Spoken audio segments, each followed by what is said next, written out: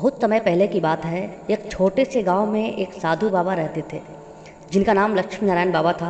बाबा के पास एक विशेष गुण था। उनके पास इतना धन था कि वो 100 करोड़ से भी अधिक धन के मालिक थे। लेकिन बाबा बहुत ही साधु जीवन जीते थे। उन्होंने अपना सारा धन गरीबों और ज़रूरतमंदों की सहायता में लगा दिया था। गांव के लोग लक्ष्मी नारायण बाबा को बहुत मानते थे क्योंकि बाबा न केवल धनवान थे बल्कि बहुत ही दयालु थे। बाबा दिन रात गरीबों की सेवा में लगा रहते थे। उन्हें खाना खिलाते, उनकी समस्याएं सुनते और उनका समाधान करते। बाबा का मानना था कि धन का सही उपयोग गरीबों और ज़रूरतमंदों की मदद करना होना चाहिए। लक्ष्मी नारायण बाबा जब वे बिना टिकट ट्रेन यात्रा कर रहे थे और उन्हें नीम करौली स्टेशन पर उतारा गया, लेकिन ट्रेन तब तक नहीं चली जब तक कि उन्हें फिर वापस नहीं बैठाया गया। इस चमत्कार के बाद बाबा का नाम नीम करौरी बाबा पड़ा, जो आज उत्तराखंड के कैंची धाम में उनका बहुत ही बड़ा मंदिर बनाया गया है।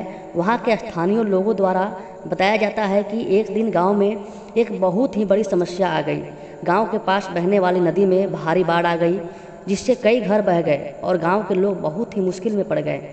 गांव के लोग दुखी थे और उन्हें समझ नहीं आ रहा था कि वो इस विपदा का सामना कैसे करें।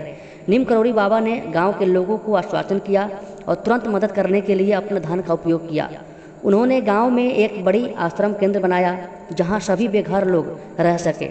बाबा ने ज़रूरतमंदों के लिए भोजन और कपड़ों की व्यवस्था करवाई। उन्होंने गांव के स्कूल और अस्पताल की भी मरम्मत के लिए पैसे खर्चा किए। गांव के लोग बाबा की मदद से इस कठिन समय का सामना करने में सफल हुए। धीरे धीरे गांव के जीवन सम्मान होने लगा और पुनः अपने घरों में बसने लगे। नीम करौरी बाबा ने यह दिखा दिया कि धन का सही उपयोग कैसे किया जाता है। समय के साथ नीम करौरी बाबा का नाम और उनका कार्य पूरे क्षेत्र में फैल गया। लोग दूर दराज से उनकी सहायता लेने आने लगे। बाबा ने कभी भी अपने धन का दुरुपयोग नहीं किया, बल्कि हर बार गरीबों और ज़रूरतमंदों की मदद की। नीम करौरी बाबा की कहानी हमें यह सिखाती है कि धन का सही उपयोग समाज सेवा में करना चाहिए।